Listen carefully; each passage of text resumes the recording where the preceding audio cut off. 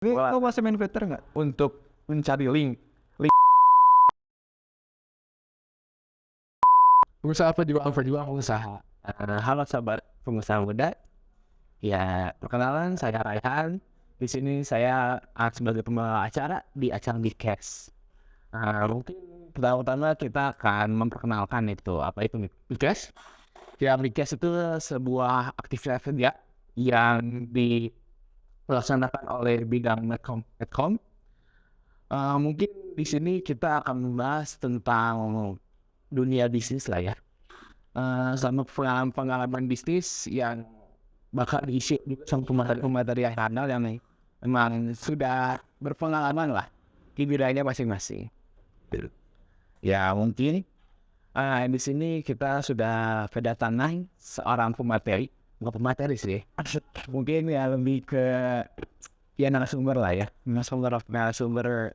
Dia sebagai sahabat, saudara, karting atau abang-abangan atau dia juga pernah menjabat sebagai mantan ketua umum di HIPMI ini. Mungkin kita langsung saja sambut. Ini dia Ketua Erik. Hail. Halo Ketua Erik. Kok juga namanya yang Rehan? Kok kuat ke Rehan ini? Bebas lah. Oh ini ya. Siap. Ya mungkin gimana tuh nih kabarnya hari ini? Alhamdulillah. Iya, mungkin dia itu ketum yang menurut saya itu punya wibawa lah.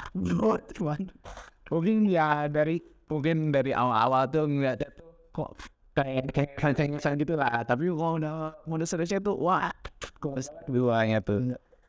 Ya, mungkin gini deh tuh. Ketum itu kan, berarti masuk ini tuh waktu kapan dulu? Dari 2019 ya, kabinetnya tempat ini di Kolber aktif. Tahun pertama saya di HIPMI itu Andar dulu lah ya. Andar 2018, 2019 lanjut ke pengurus di bidang bisnis sebagai staff. Kemudian kolaboratif, kemudian di tahun berikutnya 2020, 2021 dia manahin menjadi ketua umum kabinet kreasi. Berarti di HIPMI itu berarti udah terhitung 3 tahun yang itu. Jalannya 3 tahun nggak ada. 1 tahun di Unar, 3 tahun di HIPMI. Kalian banget. Oh iya, mungkin ketum tuh dari fakultas mana sih tuh? Dari fakultas teknik kok. Jurusan teknik. Wih, anak teknik loh. Anak teknik main ke bisnis. Wah, keren banget ya. Tapi sebenarnya ranahnya masih masuk sih kok. Oh masih masuk ya? Teknik itu ya. Apalagi industri, bahkan bahasan-bahasan mata kuliah sendiri pun ada tentang bisnis ataupun sektor bisnis nih kok. Oh ada banyak juga. Yang bersama kayak manajemen lah. By the way, kalau teknik ini kan dia lebih bicara mengenai rumus-rumus yang mengarah ke apa ya, kalau misalnya dibilang bukan secara taktik tapi lebih ke strateginya sih. Kalau manajemen mungkin dia lebih banyak bicara taktik, actionnya gimana. Kalau misalnya teknik, dimana kita ngerancang strategi gitu. Kalau untuk lebih ke arah bisnis ataupun pemasarannya.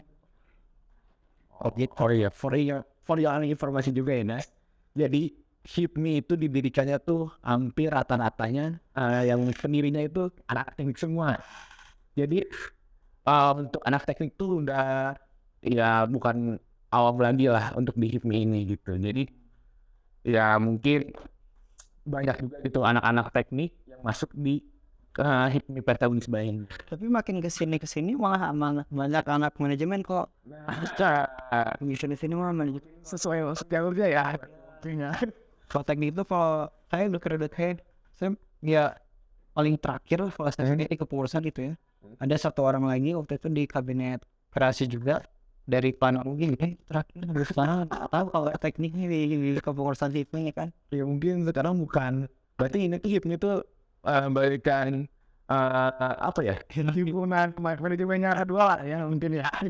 Sekarang saking banyaknya gitu ya. Mungkin rata-rata tuh kalau sekarang kayak Kemendikbud tuh dari manajemen tuh udah hampir 80% tuh. 80%. Untungnya lah ya kebanyakan tuh. Dan manajemen tuh yang mendominasi gitu. Ya mungkin dari topiknya berarti mungkin ini ketum ini pertama kali ngejalanin bisnis tuh kapan sih tuh? Bisnis tuh sebenarnya dari dulu dari SD itu udah ada bisnis sebenarnya. SD. Ya kalau SD kan cuma ikut-ikut dagang ya. Kalau misalnya dagang nih kan kayak dapat duit lebih, bisa dapat jajan lebih, beli apa-apa itu. Misalnya kalau dulu SD mah beli memori, festival gitu, ataupun beli hal-hal yang nggak didapetin teman-teman lain ya. Ketika kita ikut berjualan, berniaga, oh dapat lebih kayak bagus lah gitu. Oh ya berarti udah lama ya sebenarnya. Mulai dari anaknya mah ada ya, udah dari SD ikut-ikut dagang, tapi buat diseriusinnya bener-bener diseriusin tamat SMK jadi juga udah SMK. mulai coba ke ranah bisnis online gitu kan, masuk lagi main. Jadi yang pertama kali bisnis yang serius itu apa, Mbak? Saya awalnya emang di kos kaki sih. Kaos kaki. Kos kaki dan kos kaki sempat coba yang lain-lain juga gitu ya, karena mungkin bukan di bidangnya atau belum terlalu mendalam tahu tentang hal lain di luar dari kos kaki khusus. Akhirnya nggak terlalu dipantengin lah gitu. Yang gue yang jelas-jelas aja dulu gitu, sekarang kos kaki ya. Berarti kalau untuk bisnis yang masih sekarang sih jalan tuh ada isi apa aja sih? Sekarang kos kaki sambil ngerjain beberapa project pribadi sih. Kos kaki. Berarti untuk kos kaki itu udah di jalan berapa lama tuh? 2003 sampai sekarang kurang lebih lah generasi 6 tahun lah ya. 6 tahun. yang di ranah online-nya gitu ya, soalnya bisa online-nya sih Pak. Nanti untuk capaian yang selanjutnya ketemu mau bisa apa lagi sih, atau mau jadi kos kaki ini tuh mau gimana ya? Oh bukan, buat selanjutnya gitu ya, Ya. keluar dari kos kaki mungkin ada next cara mengenai prospek kedepannya. Tentu media kreatif begitu menjanjikan kayak Pak, kalau dia jelas kayak konten kreator, digital marketingnya gitu kan, ke arah rasanya sih kok ini gitu. Setelah tamat sekarang lah mudah-mudahan insyaallah kan kok. Ya amin. Mungkin ya kita langsung masuk ke topik pembahasan kita ya, yang utama itu. Mungkin di sini kita podcast yang pertama ini akan membawakan tema yaitu peran digital entrepreneurship di masa revolusi industri 5.0. Ya mungkin di sini kita akan mengupas lah bagaimana pandangan dari Erik ini tentang revolusi ini peran digital entrepreneurship di masa revolusi industri 4.0. Itu kan ke depannya mau masuk ke bisnis dunia kreatif kan. Nah mungkin gimana nih? Mudah-mudahan Koko juga masuk lah. Amin. Kita mengenai digital entrepreneur gitu ya. Kayak ada nggak sih di mata kuliah Koko gitu bicara mengenai ini? Kalau di teknik industri itu ada kok. Dia maksudnya ke mata kuliah pilihan di matkul elektronik bisnis. Banyak sedikitnya dibahas tentang digital entrepreneurship ini, bahwasannya cakupannya benar-benar luas kok. Bukan bicara mengenai marketplace ataupun media sosial gitu ya, ataupun perihal transaksi atau sesuatu yang bisa kita berikan ke audiens ataupun menjawab keluh kesah dari audiens ataupun calon konsumen kita kok. Tapi jauh dari itu, si entrepreneurship secara digital ini gimana caranya kita bisa nge-guide si hati pelanggan, baik itu dari cara kita berinteraksi, menentukan karakter pribadi ataupun perusahaan seperti apa di mata konsumen, merancang strategi, taktik, action, kontrol, supaya informasi yang ingin kita sampaikan itu emang diterima oleh konsumen gitu loh kok. Apalagi ranahnya sekarang bukan cuma sekedar informasi dari penjual ke pembeli gitu ya, tapi ada bentuk pembuatan konten, baik itu video ataupun teks yang lain-lainnya gitu kan kok. Dan track bisnisnya itu sekarang benar-benar nggak jelas kok. Kalau dulu kan vendor ngirim ke pabrik, pabrik ngirim ke distributor ngirim ke supplier, baru supplier nyecer kan. Kalau sekarang ini dia emang benar-benar ngacak kok. Mana yang dekat sekedar B2C lagi, mungkin bisa aja konsumen tuh bisnis tuh konsumen lagi gitu apa benar-benar acak-acakan. Jadi contohnya mungkin yang Koko tahu, kalau sekarang nih afiliasi nih lagi main-main gitu kan. Itu kan bukan sekedar kita kita nggak punya produk nih kalau misalnya kita sebagai afiliator, tapi kita bisa ngejawab dari keluh kesah konsumen dalam bentuk video yang kita bikinin. Misalnya Koko ngejual produk penumbuh bulu mata gitu kan. Nah mungkin saya juga ngerasa ada keluh kesah gitu di bulu mata saya. Terus coba saya bikinin konten, coba saya bikinin video, terus saya share. Nah, orang kan juga bisa masuk juga, jadi pelanggan kita juga ataupun outputnya ada nilai tukar kita lah gitu kan kok ke audiens ataupun ke calon pelanggan. Benar-benar luas sih kok. Berarti kalau contoh besarnya tuh kebanyakan di TikTok ya sekarang tuh ya. TikTok bisa media sosial gitu ya, Instagram, Marketplace, Shopee, Tokopedia, ataupun sekarang TikTok juga ada TikTok Shop gitu. Kalau misalnya bicara mengenai TikTok ataupun ingin dikolaborasikan itu kan nggak bisa cuma ngejalanin satu doang. Kalau kamu kok mungkin ranahnya ke multi channel gitu. Kalau misalnya ingin dikombinasikan TikToknya di Instagramnya juga, di Marketplace-nya juga, ataupun di toko secara offline-nya juga ada, maksudnya ke multi channel gitu. Tapi udah bener-bener luas banget kok, luar biasa banget perkembangannya. Dan aku sebenarnya buat cari kesempatan pundi-pundi cuan gitu ya, gede banget sih kok, bener-bener gede. Caranya banyak kok. Mungkin sekarang tuh industri kreatif tuh lebih dinilai lagi ya daripada sebelumnya kan. Sebelumnya ya udah industri kreatif tuh lebih ke ya udah ke televisi gitu kan. Ya udah itu aja acting atau gimana itu. Kalau buat konten itu berarti kan biasanya kan orang-orang tuh pada ya udahlah kesampingin dulu lah. Toh yang benar itu ya sebenarnya tuh orang-orang dulu tuh ya emang pada dasarnya enggak, Indonesia tuh bukan apa ya, mindsetnya tuh masih untuk pekerja. Nah, itu dia kok. Nah, kebetulan TA saya juga kan tentang digital marketing lah ya, bicara mengenai marketplace-nya. Kalau saya cari-cari referensi itu tentang digital marketing ataupun tentang pembahasan kita mengenai entrepreneur digital, itu dari tahun 95 tuh udah banyak kok referensi-referensi gitu. Di barat gitu ya. Di barat kok dari tahun 95. Biasalah kalau Indonesia kan agak telatnya 10 sampai 15 tahun baru masuk ke Indonesia gitu. Sayang kalau misalnya nggak dimanfaat. Oh, berarti untuk TA itu kan bisnis apa? Digital business ya? Digital marketingnya lah. Digital marketing. Oh, itu masih masuk ke arah teknik tuh? Mana masuk? Masih kita bicara mengenai strateginya, lebih fokusnya gitu. Sayang banget ya. Strategi. Tapi sebelum ngomongin strategi, taktik kita juga harus matang. Actionnya juga harus diperjelas. Nanti kontrolnya seperti apa, itu sebenarnya yang perlu kita gitu ya, di usia kita ini lebih banyak ya, mungkin gimana nentuin taktik, actionnya seperti apa, kontrolnya kayak gimana, baru kita bisa ngerencanain strategi yang matang tuh kayak gimana. Cukup. Mungkin kita langsung selanjutnya ke pertanyaan selanjutnya mungkin ya. Kedua ini, digital entrepreneurship atau yang disebut kewirausahaan digital, apa yang membedakan dengan kewirausahaan konvensional? Tuh. Jadi yang modern sama konvensional tuh apa bedanya? Modern dan konvensional ya. Kayak digital entrepreneurship yang modern itu gimana? Oh, itu udah ada pertanyaannya ya. Ini kayak gimana sih ketemu? Dari segi perbedaan jelas, secara tempat dan juga cara gitu. Kalau misalnya dulu kita ke pasar ya perlu keluar gang, naik beca ataupun naik angkot atau naik kendaraan pribadi buat sampai ke pasarnya. Ya sekarang mah kan udah di HP gitu ya, udah nggak perlu jauh-jauh. Itu bicara mengenai cara gitu. Nanti eksekusi kalau secara online kan nanti ekspedisinya mempersiapkan barang buat sampai ke alamat kita. Kalau misalnya bicara mengenai tempat, jelas beda juga kok gitu. Kalau dulu ya kita pengen belanja apa-apa ataupun cari sesuatu ya datangnya ke pasar ataupun ke atau serba gitu.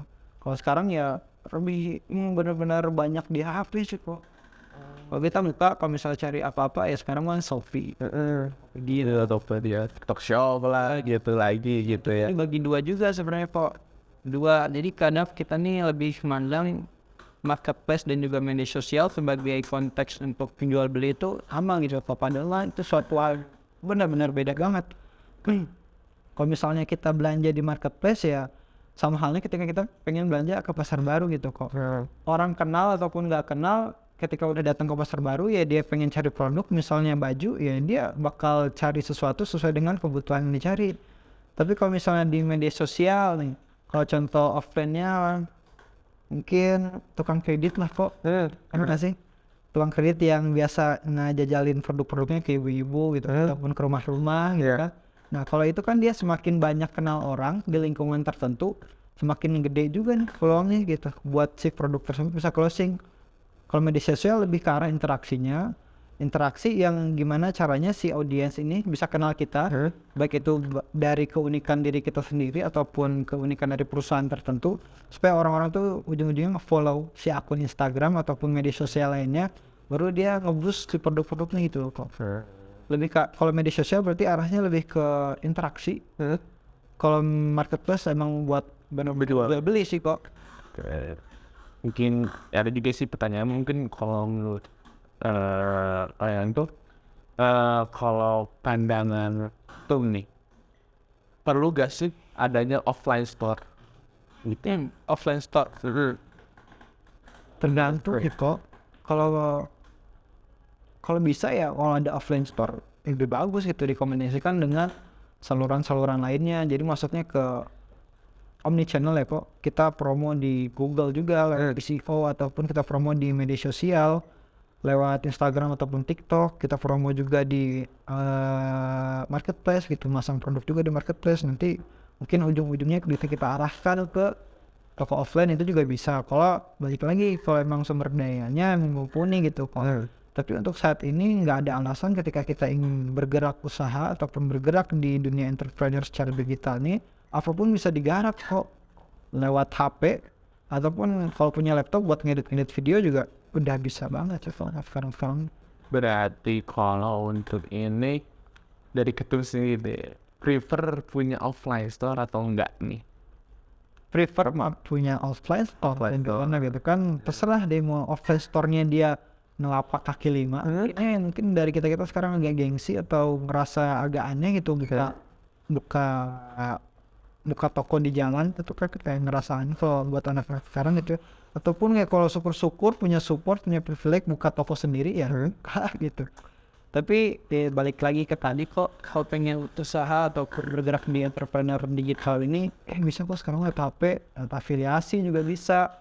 Bahkan sekarang cuma cukup copy link, nanti link tersebut kita generate ke salah satu platform. Pokoknya kita bagiin aja deh. Ketika orang ngeklik itu doang nih, nggak perlu beli, udah dapat komisi kok. Itu gitu kok. Berarti jadi kesimpulannya tuh apa sih revolusi industri 5.0 itu kita tuh harus emang bisa bikin branding diri kita sendiri gitu ya. Bisa masuk ke arah sana, ke arah branding atau mungkin ke arah-arah pengen fokus di jualan gitu silakan gitu kan. Nggak perlu menguasai berbagai banyak skill banget ya, agak gempor kali ya kok, cuma fokus di salah satu hal yang spesifik yang menuju ke arah tadi itu entrepreneur digital. Silakan mau pilih, mau ngulik tentang skill bicaranya silakan, atau yang suka nulis gitu loh kok. Kalau dirasa orang agak pemalu ya orang belajar nulis dulu gitu kan. Sekarang kan banyak kok peluang-peluang kayak gitu. Misalnya buka jasa penulisan gitu kan, ataupun join sama temen tapi temennya agak sulit buat ngedeskripsiin produk, cara penulisan judul produk di marketplace itu seperti apa ya, bisa kombinasikan ya kok. Ya kan kalau sendiri tuh ngelihat di ya kok zamannya jauh-jauh kita lihat ke TikTok lah ya. Anak TikTok banget tuh.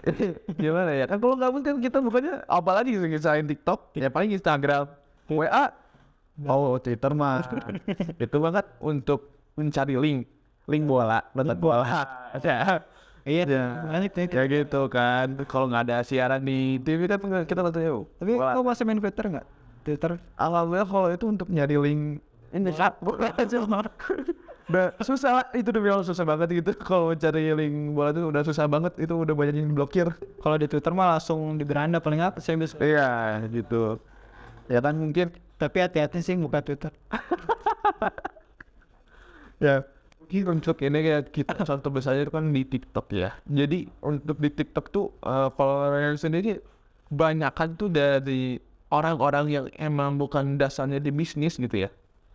Dia tuh emang berarti dari awalnya tuh dia nge-branding dulu namanya gede gitu, memanfaatkan platform.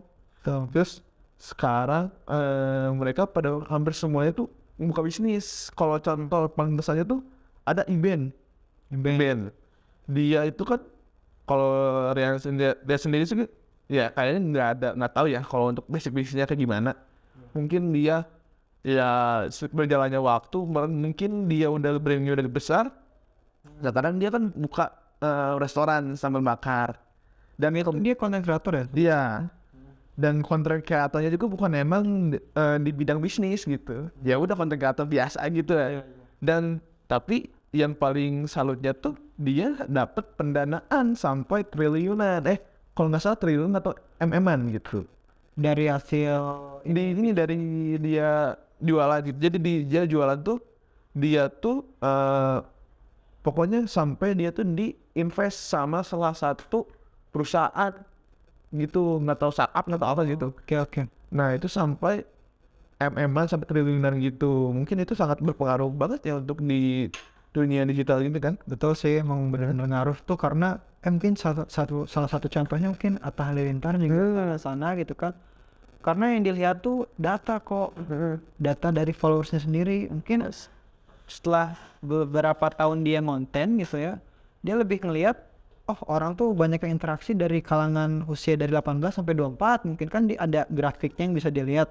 Atau mungkin dia lebih ketemu datanya dari hasil akunnya itu lebih banyak ibu-ibu yang interaksi di akun dia kan. Dia bisa tahu dari situ ketika dia udah tahu nih kok datanya, apapun itu bentuk datanya, baik itu jenis kelamin, tempat tinggal ataupun usianya tadi, kita udah punya bekal kayak gitu.